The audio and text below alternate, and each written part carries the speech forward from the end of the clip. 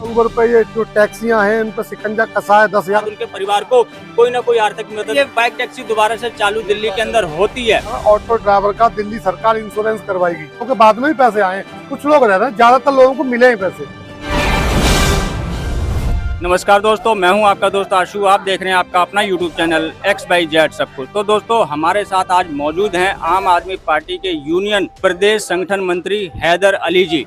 हम इनसे कुछ ऐसे सवाल करेंगे जो ऑटो टैक्सी ड्राइवर भाइयों के हित के लिए होंगे, जो आजकल जो हमारे ऑटो ड्राइवर भाई हैं जिन परेशानियों का सामना कर रहे हैं उनके बारे में हम जानेंगे हैदर अली जी से। तो बहुत बहुत स्वागत है हैदर अली जी हमारे YouTube चैनल पे। तो सबसे पहला मेरा सवाल ये है कि अभी आपने देखा होगा दिल्ली के अंदर यूनियन वालों ने कुछ मिलके इस बाइक टैक्सी को कमिश्नर साहब के माध्यम से, और जैसा आपने देखा होगा सुप्रीम कोर्ट तक वो लोग गए थे। ये शुरुआत हुई थी महाराष्ट्र से। महाराष्ट्र में ये केस डाला गया था, तो कंपनियां थी वो सुप्रीम कोर्ट में आई थी। तो दिल्ली के जो ऑटो रिक्शा संघ के महामंत्री राजेंद्र सोनी जी हैं, उन्होंने सुप्रीम कोर्ट में जाके वहाँ से इसके खिलाफ लड़े और कमिश्नर साहब से भी मिले। वहाँ से भी कमिश्नर साहब से मिलके एक नोटिस जारी करवाया जो न्यूज़पेपर में आपने देखा होगा, जिसमें साफ साफ परिवहन मंत्री ने लिखा था और ट्रांसपोर्ट कमिश्नर साहब ने कि दिल्ली के अंदर किसी भी प्रकार की जो प्राइवेट बाइक है वो टैक्सी के रूप में इस्तेमाल नहीं होगी। तो ये जो फैसला था ये काफ़ी ज़्यादा राहत भरा फैसला था हमारे ऑटो और टैक्सी ड्राइवर भाइयों के लिए। तो हम जानना चाहेंगे, जैसे कि हमारे साथ मौजूद हैं ड्राइवर भाई, पहले तो हम इनसे एक राय लेना चाहते हैं। जैसे कि अभी कमिश्नर साहब ने और हमारे परिवहन मंत्री जी ने ये जो आदेश निकाला था न्यूज़पेपर में कि अब जो दिल्ली के अंदर प्राइवेट बाइक टैक्सी के रूप में इस्तेमाल नहीं की जाएगी, तो इस पे आप क्या कहना चाहेंगे? क्या मतलब ठीक है, अच्छे फैसला लिया है, फैसला सही लिया है कि मतलब जो यूज होगी टैक्सियों में टैक्सी नंबर प्लेट ही पीली प्लेट ही यूज होगी। तो अगला सवाल मैं हैदर अली जी से कहना ये चाहता हूँ कि जैसे अभी तो खैर बंद कर दिया, लेकिन अभी मैंने फिलहाल परसों के न्यूज़पेपर में एक आर्टिकल छपा था, उसमें पढ़ा था कि दिल्ली सरकार या फिर कहें दिल्ली परिवहन मंत्रालय इस बाइक टैक्सी को दोबारा से चालू करने के बारे में प्लान कर रहा है। अगर ये बाइक टैक्सी दोबारा से चालू दिल्ली के अंदर होती है तो क्या ऑटो और टैक्सी ड्राइवर भाइयों के काम पे इसका असर नहीं पड़ेगा? क्या आप इसको जायज़ समझते हैं या दिल्ली सरकार को ये चालू करना चाहिए या फिर नहीं? आप इसके बारे में क्या मतलब सोचते हैं, क्या है? पहले तो दिल्ली के मुख्यमंत्री अरविंद केजरीवाल जी और परिवहन मंत्री जी का बहुत बहुत धन्यवाद। जो अभी हम लोग गए थे, जब ये किराया बढ़ा था तो मंत्री जी का धन्यवाद करने गए तो उनसे बात हुई थी ओला उबर पे। तो मंत्री जी ने ये भी आश्वासन दिया था कि ओला उबर पे हम एक कानून बना रहे हैं कि जो दिल्ली गवर्नमेंट का किराया है उससे कम में कोई चले ना। हमारा ये कहना था कि वो कम दिखाकर दिल्ली की जनता को लूटते हैं, कहते हैं ये कम किराया है, फिर ज़्यादा ले लेते हैं उससे। तो इसके लिए मंत्री जी ने कानून बनाया और मंत्री जी ने जो कहा है कि ओला उबर पे ये जो टैक्सियां हैं इन पर शिकंजा कसा है, 10,000 रुपये का चालान भी किया है। नोटिफिकेशन आया था पेपर में कि जो बाइक चलेगी इस पर 10,000 का जुर्माना। बहुत अच्छा किया और ये ऑटो चालकों के लिए बहुत अच्छी राहत है। जो हमारा काम था वो हमारे पास वापस आ जाएगा। नहीं, अब जैसे अभी परसों एक न्यूज़पेपर में खबर आई है कि दिल्ली सरकार या दिल्ली परिवहन विभाग इसको दोबारा से चालू करेगा, यानी कि जो परिवहन एक्ट है जो उसके अंदर कुछ ना कुछ संशोधन करके इसको फिर दोबारा से चालू करेगा। तो इससे कहीं ना कहीं ऑटो जो हमारे ऑटो ड्राइवर भाई हैं इनके काम में असर पड़ेगा। तो क्या ये सरकार को चालू करना चाहिए या फिर नहीं? इसके बारे में क्या आप क्या सोचते हैं? नहीं, अभी तो शायद वो चालू नहीं करेंगे। मुझे लगता है ऐसा कि बाइक पे तो सवारी सुरक्षित भी नहीं है, नहीं करेंगे ऐसा तो मुझे नहीं लगता कि मंत्री जी कुछ काम करेंगे। सीएम साहब भी करेंगे। ऑटो टैक्सी बस इतनी सारी सुविधा है तो बाइक को मेरी समझ से नहीं लेके आएंगे। आप एक ऑटो संगठन चलाते हैं और आप प्रदेश संगठन मंत्री हैं आप, तो इसके चलते अगर ये सुविधा जब चालू अगर होती है तो कहीं ना कहीं जो आप ऑटो ड्राइवर भाइयों के सपोर्ट में उतरेंगे या फिर क्या करेंगे? नहीं, बिल्कुल मंत्री जी से बात करेंगे, इसके बारे में बताएंगे कि भाई ऑटो चालकों की जो है जो हमारा काम वापस आ गया। बाइक पे सवारी सुरक्षित नहीं है, उसके साथ एक्सीडेंट हो या चैन स्क्रैचिंग हो, कोई बैग छीन के भाग जाए, कहाँ सवारी सुरक्षित है? बिल्कुल, तो इसके बारे में बिल्कुल बात करेंगे और मतलब ये मुश्किल चालू नहीं होने देंगे। बिल्कुल अनसेफ है सवारी के लिए, बिल्कुल अनसेफ है। और तो मतलब हमारे साथ मौजूद है, क्या ये चलनी चाहिए? जी नहीं, ऐसे तो नहीं चलनी चाहिए, बहुत सेफ नहीं है क्योंकि मोबाइल लोग छीन भाग जाते हैं, बैग बहुत दूर रहा। अच्छा, दूसरा सवाल मेरा ये है आपसे, जैसे कि आपने देखा होगा दिल्ली के अंदर अभी आपने देखा होगा चिराग दिल्ली में एक मामला हुआ था और एक अपना द्वारिका में हुआ था, जो ऑटो ड्राइवर की एक हत्या कर दी गई थी और दूसरा हमारे कई ऑटो ड्राइवर के साथ में दुर्घटना हो जाती है। तो जैसे कि दिल्ली के जो मुख्यमंत्री जी हैं हमारे केजरीवाल जी, उन्होंने जब स्टार्टिंग की थी तो सबसे ज्यादा जो सपोर्ट है वो सभी ऑटो ड्राइवरों ने किया था। और इसको दिल्ली सरकार खुद मानती है कि हमारे सरकार में आने के पीछे सबसे बड़ा जो योगदान रहा है वो ऑटो ड्राइवर भाइयों का रहा है। यानी कि 70% से ज्यादा ऑटो टैक्सी ड्राइवर भाइयों ने केजरीवाल जी को सपोर्ट किया है।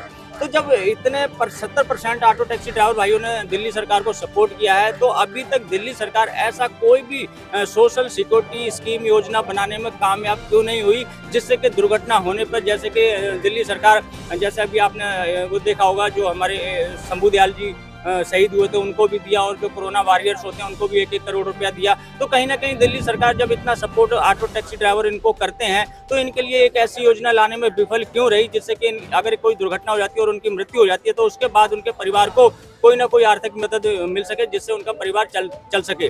तो इसके बारे में आप क्या कहेंगे? बिल्कुल, हम लोग क्या कहते हैं, ये जो अनार सिंह ऑटो ड्राइवर थे जिनका द्वारका 26 जनवरी की रात को ही इनका गला काट के हत्या जो कर दी गई थी, उस मैटर पर मैं सबसे पहले अपने विधायक जी से मिला, गुलाब सिंह यादव से, क्योंकि जो वो ड्राइवर था वो रहने वाला था आर.के. पुरम विधानसभा का, जिसका जो मर्डर हुआ था वो मतलब उसका मर्डर हुआ था मटियाला विधानसभा में।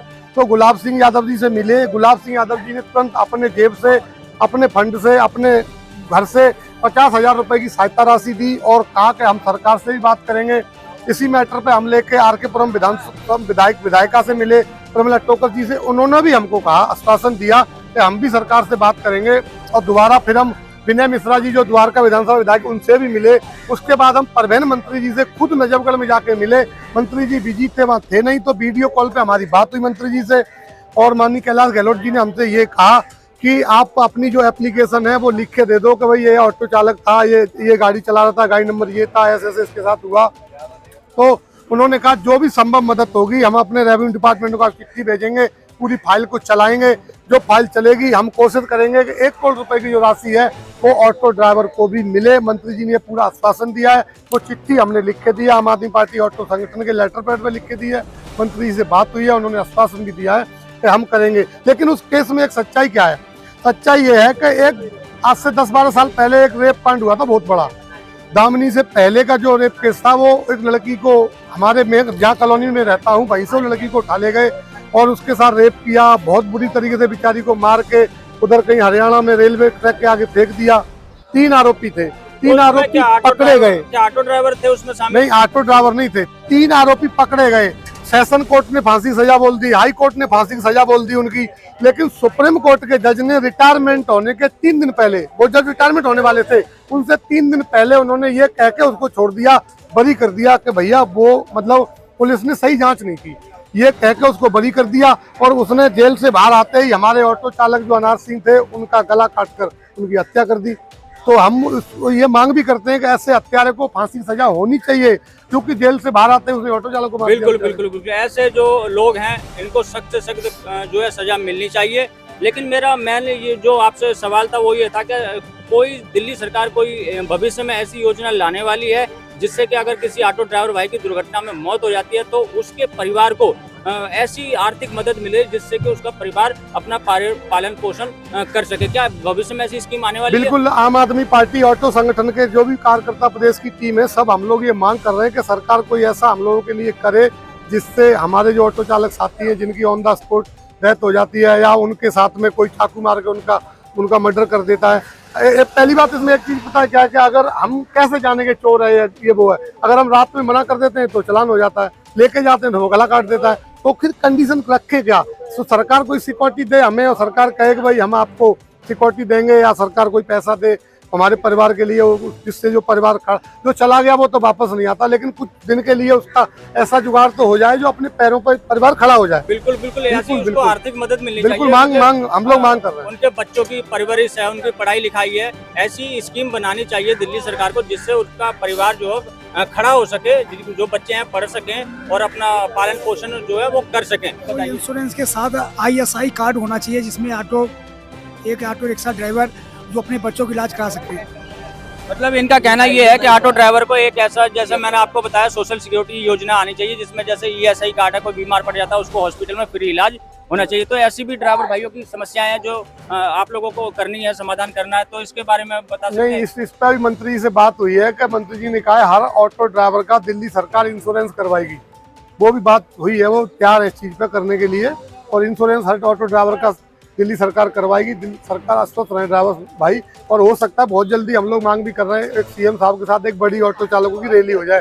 काफ़ी दिन हो गए कोई बड़ी मीटिंग नहीं हो पाई, तो हम कार्यकर्ता आम आदमी पार्टी ऑटो संगठन के सीएम साहब से कह रहे हैं कि सर एक बड़ी मीटिंग कर लो, कोई रामलीला ग्राउंड हो या बड़े ग्राउंड में, जहाँ पर सभी ऑटो चालक इकट्ठे हो सके, अपनी मांगे रख सके, अपनी बिल्कुल, समस्याएं बिल्कुल। बता सके। बिल्कुल समस्या। और आपने देखा ही होगा दिल्ली के ऑटो चालकों को सबको पता है, कोरोना के काल में 2 बार लॉकडाउन हुआ, दोनों बार दिल्ली सरकार मुख्यमंत्री अरविंद केजरीवाल जी और कैलाश गहलोत जी ने मतलब 5-5 हजार रुपए की राहत दी। सबसे पहले मेरे पास ही फोन आया अच्छा, था। कुछ आरोप ये भी लगाए जा रहे हैं कि जो 5-5 हजार रुपए की सहायता राशि दी थी वो कुछ चंद ऑटो ड्राइवर भाइयों को दे दी और बाकी के जो ड्राइवर थे उनको नहीं मिली। आज तक उनके जो फॉर्म है वो पेंडिंग में ही पड़े हुए हैं। तो नहीं, चंद ऐसे नहीं है, ज्यादातर लोगों को मिल गई है, कुछ लोग रह गए हैं जिनके आधार कार्ड लिंक नहीं थे बैंक से, या कई बार क्या हुआ ना कि बैंक के आपस में चेंज हो गई, मर्ज हो गई, उनके IFSC कोड नहीं मिल पाए, वो लोग रह गए। बाकी तो मंत्री जी ने कहा था कि अथॉरिटियों में जा के अपने कागज जमा कराओ, उन लोगों के बाद में भी पैसे आए, कुछ लोग रह रहे हैं, ज्यादातर लोगों को मिले हैं पैसे।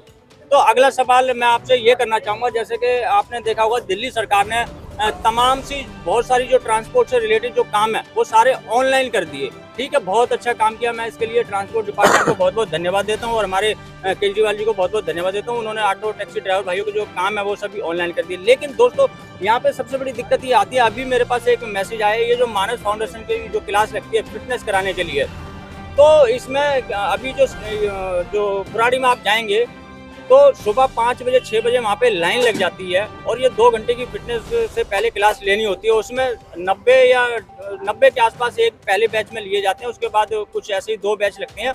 लेकिन वहाँ पे ड्राइवर जाता है, वो अपना क्लास लेता है, लेकिन क्लास लेने के बाद फिर उसको वेरिफिकेशन के लिए उसको भेज देते हैं। कहीं ना कहीं ये जो मानस फाउंडेशन है इस प्रकार की जो ड्राइवरों के साथ में करता है कि पहले क्लास लो फिर उसको वेरीफाई कराओ। तो जब सारी चीज़ें ऑनलाइन हो गई हैं तो जब क्लास आपने ले ली तो वेरीफाई करने का काम आपका रह गया, ना कि ड्राइवर का। ड्राइवर को क्यों परेशान किया जाता है? और ये क्लास जो है इसको हम तो यही कहेंगे कि इस क्लास का कोई ज़्यादा मायने नहीं रखता, क्योंकि अगर ज़िंदगी में एक बार आपने क्लास ले ली तो आप उसको भूलेंगे नहीं।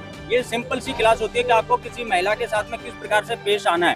तो अगर आपने एक बार ले ली तो इसे बार बार क्यों फिटनेस टिप पे लागू कर दिया? क्या इसको हटना चाहिए या फिर नहीं हटना चाहिए? ये क्लास जो पहले थी, ये क्लास शीला दीक्षित के जमाने में फिटनेस पर लगा करती थी। उसके बाद आम आदमी पार्टी सरकार बनी तो आम आदमी पार्टी ऑटो संगठन के कार्यकर्ताओं ने की आवाज़ उठाई, तो सीएम साहब ने कहा क्लास तो अच्छी चीज़ें लगनी चाहिए, तो हमने फिटनेस से हटवा के इसको लाइसेंस में करवा दी थी। अब क्या है कि लाइसेंस सारे प्राइवेट होने लगे, तो किसी को 10 साल का मिल रहा है, किसी को 15 का मिल रहा है, किसी को 20 का मिल रहा है।